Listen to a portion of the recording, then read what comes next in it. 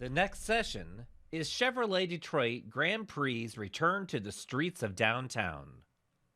Please welcome President of the Penske Corporation, Bud Denker.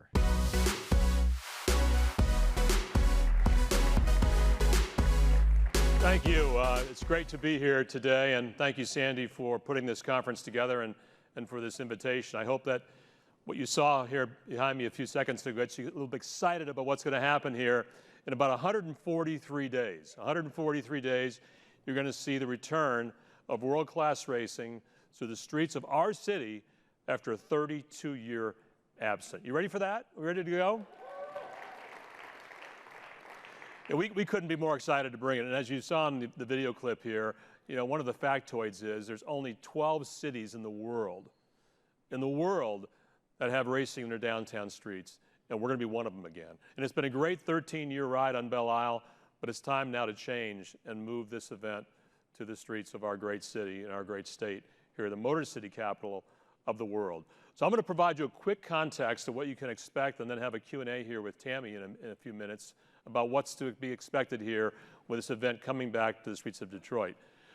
Quick show of hands. How many people remember 32 years ago when we had racing in downtown? Raise your hand. Let me see how many people are here. Wow. And you all have a memory, don't you, of what that was like when it was there, okay? Maybe a memory of traffic was pretty bad, okay? You couldn't get around at all. We're going to change all that based upon the perspective that I'm going to show you here relative to our event. So first of all, it's important to know, where is the race going to be? Okay, and think of yourself down in the Renaissance Center in the middle here, and you're on the waterfront. Okay, go to the side down toward the eastern side toward Beaubien and down towards St. Antoine. The red line, by the way, is a race circuit. Make a left on St. Antoine. The drivers have a choice now to go to Pit Lane, which is to the right there. You see Pit Lane, or to continue up to Franklin Street. Make a right on Franklin Street. Continue down to Rivard. Rivard's a very tricky left-hander. Why is it tricky? Well, it's uphill, and it's off camber, as we call it, to Jefferson Avenue. And then 7/8 of a mile coming on Jefferson Avenue. This is the same distance as the back straightaway of the Indianapolis 500. So these cars will be up to 180, 190 miles per hour legally, okay, as they come down Jefferson. Making a sharp braking and hairpin at Griswold, just past the Fist, to make a U-turn as they go back east down Jefferson Avenue for a short distance, down Bates, which is a downhill run to the river, and just past the Miller Garage area, between that and the Port Authority, along there to Atwater again, and you finish that route. 1.7 miles. So it's going to be an amazing route for a number of reasons. A, we don't impact any businesses adversely. There's no business that will close because of our event downtown. And why is that? Well, the race itself, north of Jefferson, is all unencumbered. And think about this.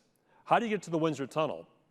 How do you get to Beaubien Street? How do you get down there to park your car if you're a sponsor and have a chalet in one of the decks? Well, you come down 375, you still enter on the left lane of Jefferson. That road will still be open while cars 12 feet from you are coming by you at 190 miles an hour. Think about that. You have a wall separating you and a fence, but that's what's going to happen on our streets. The street will be open to traffic and a racetrack at the same time. Hasn't been done before, and we're excited to do it here in Detroit. From a perspective standpoint, to give you some ideas of what it'll look like, think of yourself now standing at the Huntington Place. Here's the Huntington Place Cobo Center, and coming at you are these race cars down Jefferson Avenue, making this U-turn back onto the east side of Jefferson. On the right-hand side, you'll see grandstands, you'll see the Hart Plaza, but you're also going to see that black structure. We're going to build a temporary bridge all across Jefferson Avenue, from Spirit Plaza to Hart Plaza, connect those areas so people can get back and forth to those great two areas, all, by the way, for free. Hart Plaza is open for all of our events, all of our concerts, all of our activations for free. Jefferson Avenue is open for free.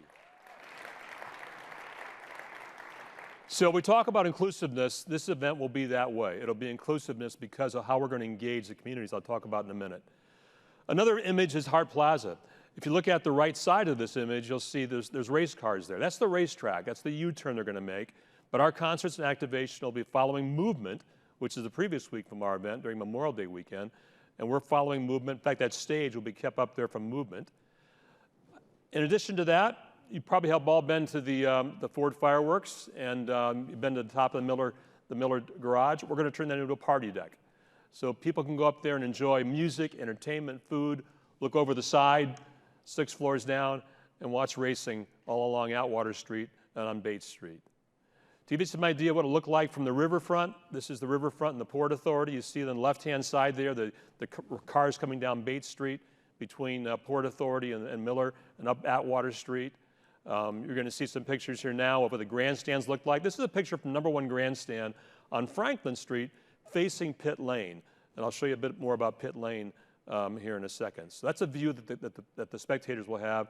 This is sitting in Griswold Street right now. So on Thursday night before our race, we'll construct a grandstand in Griswold, but also we'll put a grandstand on the road entryway out of Lodge Freeway Tunnel. A lot of work to do the night before our event. So you're going to see all of these grandstands built in a very short period of time for spectators to watch our event. This is the view of a grandstand in front of Hart Plaza, if you can imagine that, looking toward Griswold. And here's that bridge I mentioned to you we'll be building during this period of time. Another picture of a structure is our pit lane. I want to show you now a video that gives you an idea of what we did for Pit Lane that you're going to see now. If we can roll that video, a time-elapsed video to give an idea of what we've done on the area that was the Blue Cross Blue Shield parking lot. Can you show the video? Maybe not show the video. Anyway, this is Pit Lane. What's important about this? We couldn't find 1,000 feet downtown for a pit lane. You need 1,000 feet of area to pit the cars, okay? So what do you do then? You improvise. So Michael Montry, our president and the team, we'd had an idea that for 500 feet, we're gonna put a pit lane on dual sides. Never before have cars come into pit lane and pitted on the right side or the left side. We're gonna do it here in Detroit. And all behind you there are our chalets. There are 70 chalets here where we're gonna build. We had 23 at Belle Isle. We're gonna build 70. And by the way, 60 have already been sold. So if you want a chalet and you want to entertain your clients, see Courtney Gibbs or Michael Montry here because they are going fast. We have 10 left, and here we are the first of the year. And inside of our chalet is going to be a very different look than you saw in Belle Isle. Soft furniture, luxury furniture. In fact, that structure you just saw is coming from the Phoenix Open on the 16th hole, the par 3.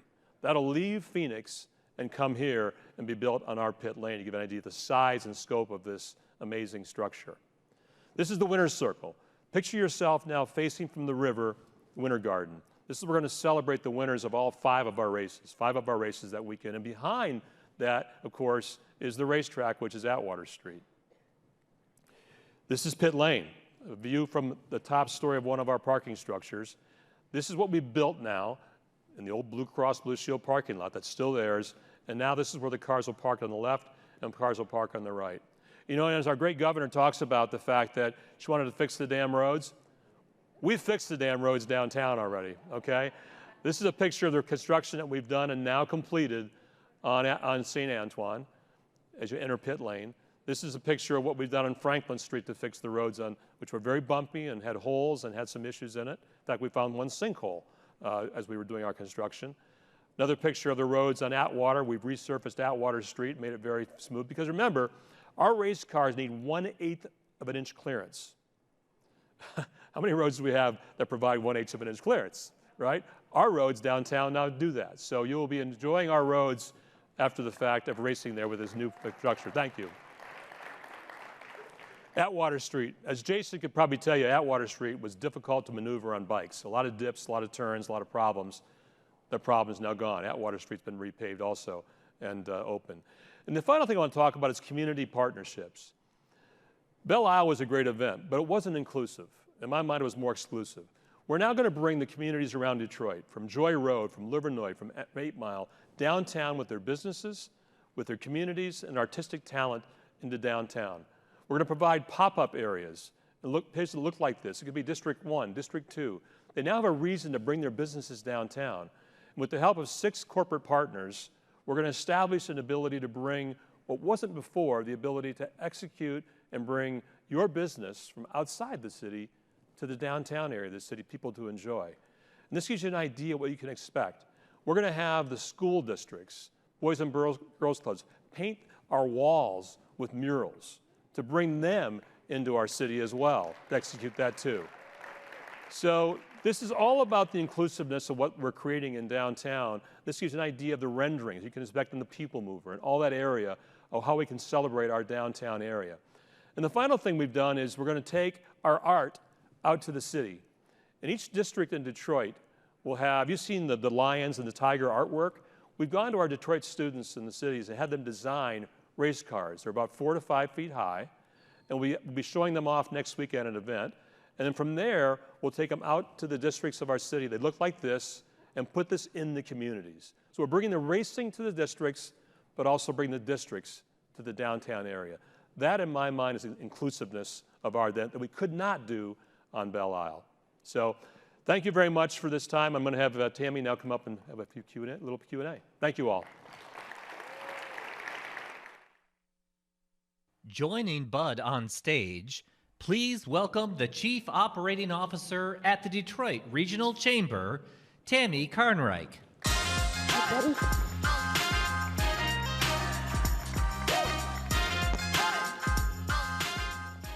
Hey, Bud.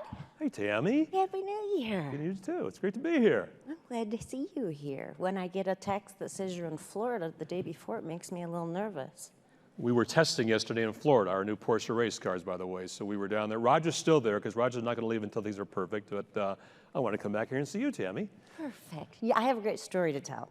And so I thought it was appropriate to kick off our moderation. So again, I'm not originally from Michigan. I moved here from New York. And it was a very short time after I moved here that it was announced that the race was going to be brought to Belle Isle. And I met Bud at the Detroit Yacht Club for the first time. Do you remember that? Of course I do. And then I got to hear a never experience. So I got to experience because at that time, Belle Isle race wasn't the same time as the Mackinac Conference. So I got a couple, 3 years. And I'll never forget, so I got to be experiencing. I got to drive an Audi A8 on the straightaway. And we won't talk about how fast it was. But it was the greatest experience, and I miss it so much. So now here we come again now, Bud. Now we're going to go downtown because I had heard so many people talk about that after I moved here. So for me, it's exciting because I've never seen it, but I'm sure for the people of Detroit, they have to be so excited. They are. I want to thank Detroit City Council, the mayor, our governor, and the city and folks to help us put this together because you can't do it alone. And this idea, by the way, came to us just 2 years ago. Michael Montry and I, after we had a race in Nashville, Tennessee, our first IndyCar race in downtown, we saw how it brought the city together. And Belle Isle had ended its run, frankly. It was a great location for us to race on for 13 years. Remember, we contributed over $13.5 million to Belle Isle during that period of time. And another, thank you, and another $5 million on top of that to the Belle Isle Conservancy. So $18 million to Belle Isle, including ensuring the Scott Fountain runs every time. But it was time to change. And after 32 years of being gone from our city streets, we know what impact it had in Nashville, and we know what kind of impact it's going to have in Detroit. So let me take off from that a little bit. Seeing something like that in Nashville and thinking about doing it in Detroit, there had to be a very long thought process and a lot of discussions behind it. But yet you still felt positive to do it. Well, it was a very quick period of time, actually. When we left, Michael Montry and I left Nashville in 2021 in August. We made a decision 30 days later, we're going to do this. And then you say, how are you going to do it? And where's it going to be? We walked these streets of Detroit many, many days during the weekends and weekdays. And said, how can we do this? We didn't tell Roger. I didn't tell Roger till the very end. In fact, Michael will tell you, I told Roger the day before I met with the mayor. It could have been good or bad, right? And his expression was, if you think it's a good idea, Bud, do it. And then met the mayor the next day, met with city leaders like Eric Larson and Cindy Paskey and Dan Lepp and Sandy Pierce and said, guys, here's our idea. What do you think? It took the mayor about 10 minutes and said, let's go. And when are you going to do it? We said, maybe 2 years from now. He said, no, you're going to have it next year.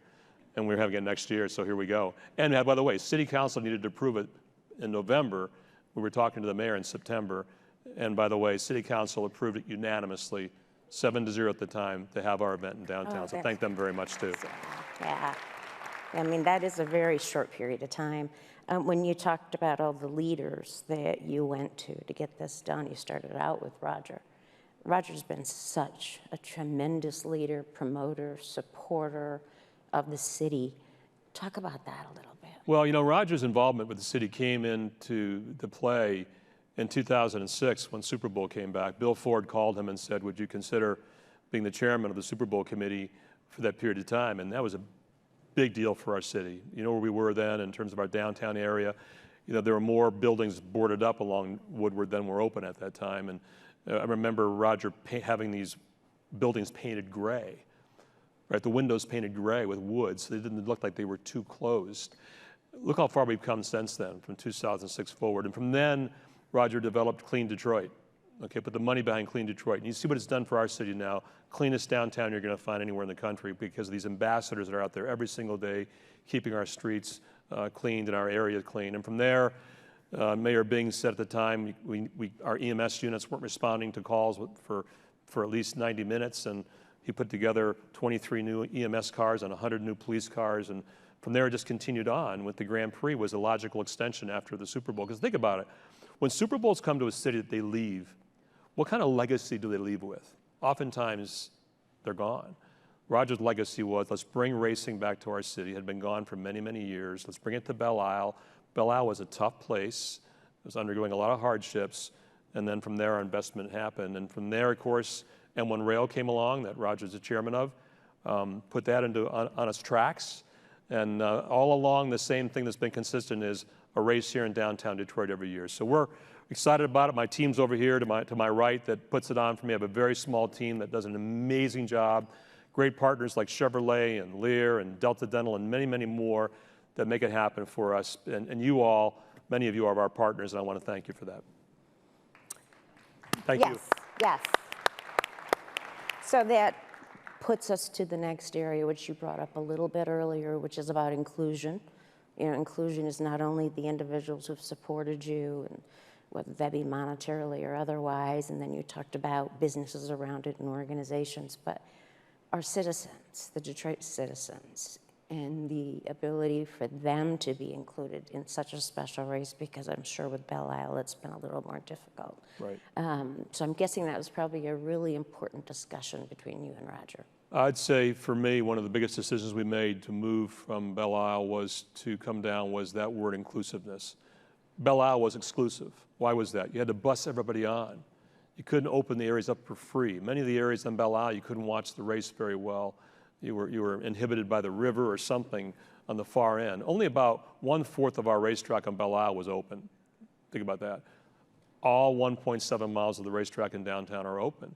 And I committed early on to City Council, to the mayor, to the governor, Warren Evans, everybody, that for the first time ever, we're gonna have a sporting event. And half of it will be open for free.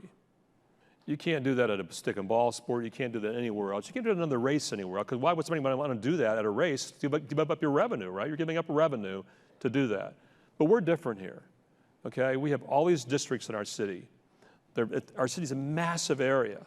But now how do we bring those communities down to our city for the first time and give them a reason to be here, give somebody a reason to shop, a shop that's on Livernois but downtown, and say, maybe I want to go back and visit that store on Livernois after I leave this race. Okay?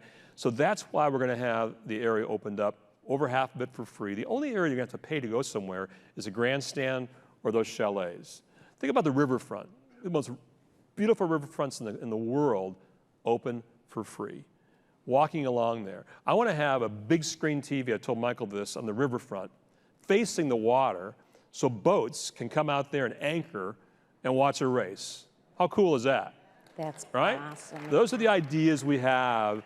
And then imagine those images on TV, the helicopter views on TV.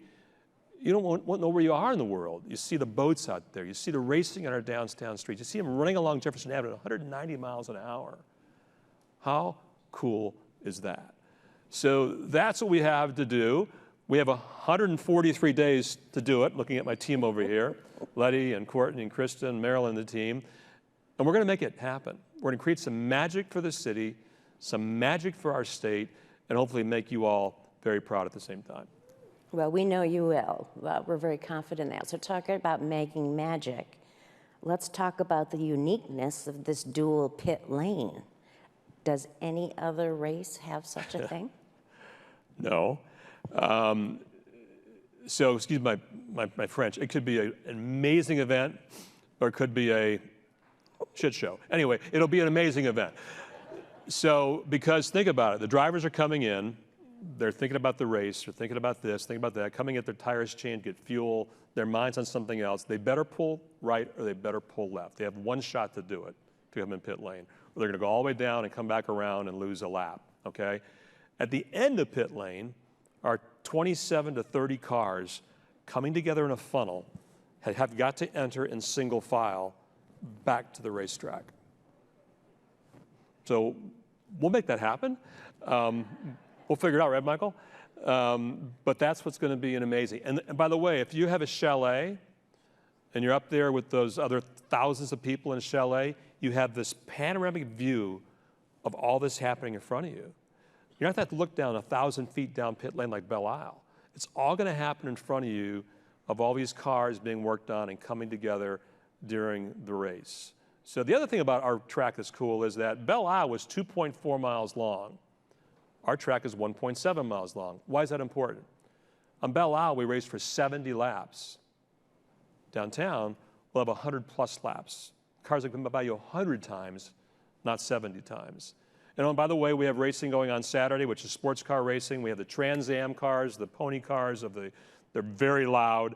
The Chevrolet Camaros, the Ford Mustangs, the Challengers. They raced back here in the 70s and 80s. We're bringing them back here to race again in Detroit. The muscle of Detroit, the muscle of Motor City. Indy Lights will be here. Sports car racing will be here. So we're going to keep you entertained from Friday, Saturday, and Sunday. You just watch. And by the way, we're going to have another grand premiere on Friday night. We've raised now almost $6 million for charity over the last 8 years. We're going to have that down in Campus Martius again on Friday night to raise a lot of money for different charities in Detroit, our downtown area. So Eric Larson and the DDP have been amazing partners of ours to put that on. And my team, my small team, makes all this happen for us, Tammy. So all this change, the dual pit lane, the taking it downtown, all these changes, what's the reaction of the drivers? I have to ask this question because I love racing, so I want to know how the drivers we've had several drivers here because when you look out on paper, the track doesn't look very exciting.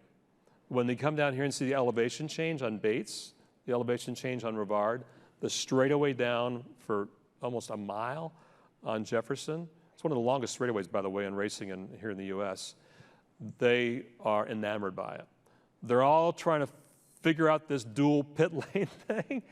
Don't be the one to make a mistake, to go the wrong side. But they're really excited about it. Of course, we have three great drivers, Joseph Newgard and Will Power, who won the championship last year, and Scotty McLaughlin. And of course, now that we also own the IndyCar Series, Penske owns the IndyCar Series now, it's even more important for us to have this event in Detroit. Right. It's even more important to put on an amazing event for our city and for the series. But the drivers are truly excited about what we're bringing. They love the vibe of a downtown event. Long Beach, St. Pete, Toronto, Nashville, and now Detroit. So that's special to them. They feel the energy of these of the fans being that close to them. So it's going to be an amazing athletic event, an amazing event that you're going to see here that June 2nd through 4th period. And we're the lucky ones that get to put it on and have all the work, but be the most proud to make you all smile. And you'll do a great job of that continued, I'm sure.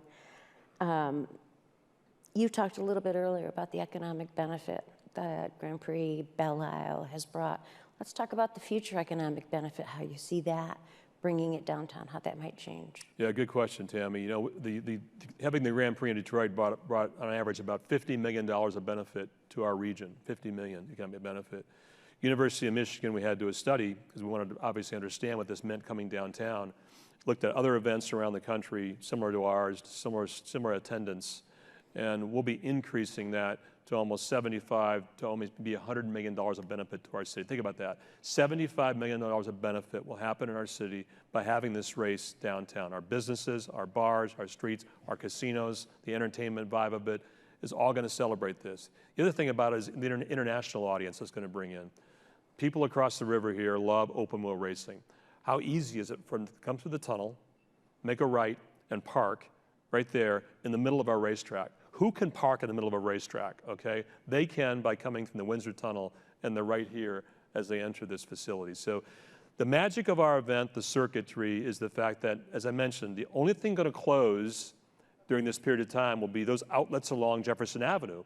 But there's no businesses impacted by it because most of them face north. We'll close the Lodge Tunnel Thursday night, open it back up again on Monday morning for business traffic. So very little impairment to disruption to what's going to happen in our city, only for the benefit of hopefully having between $75 and $100 million of benefit to our region that weekend. So we just have a very few seconds left, and I have to give you this opportunity. You're always looking for partners, you're always looking for help, for volunteers, et cetera. What do you need to make this successful from others of us in the community? Participation. This is not a money-making event. It never has been. It loses a lot of money, but it's part of our Penske Give Back. Thank you, Chevrolet and Lear, for being key providers of that. But there's 10 chalets left. If you want one, you better see Brittany or Courtney or Michael quickly. But it's just to be part of it. Come on down. Even if it's the free part of it, come on down. Why wouldn't you want to come down for free and bring your neighbors and your friends to see the event, right? Go to Hart Plaza. We're going to have some amazing bands we'll be announcing here in the next month that are all going to be down there once again for free. Walk the riverfront. Explore the businesses. Stop in the bars. Stop in the restaurants. This city is going to look like an international Grand Prix festival, not a Grand Prix race, but a Grand Prix festival and a Grand Prix event. There's a big difference between an event and a race. We're going to have an event. Well, on behalf of, those of us who are here, first of all, thank you for coming and sharing all this information with us. But I think on behalf of the chamber, the community, the region, the state, everyone, thank you to Penske, to Roger, to you, to this great team. Let's have the team stand up. Come on, guys, stand up. This is my team over here. Stand up, you guys. They're the ones that make it all happen for us. Thank you, guys. And to the team. Bud, we can't thank you enough. As a community, it's going to be so exciting. There's such great things going on in Detroit. So on behalf of as many people as I can do this, thank you so much. Thank you all very much. Appreciate it.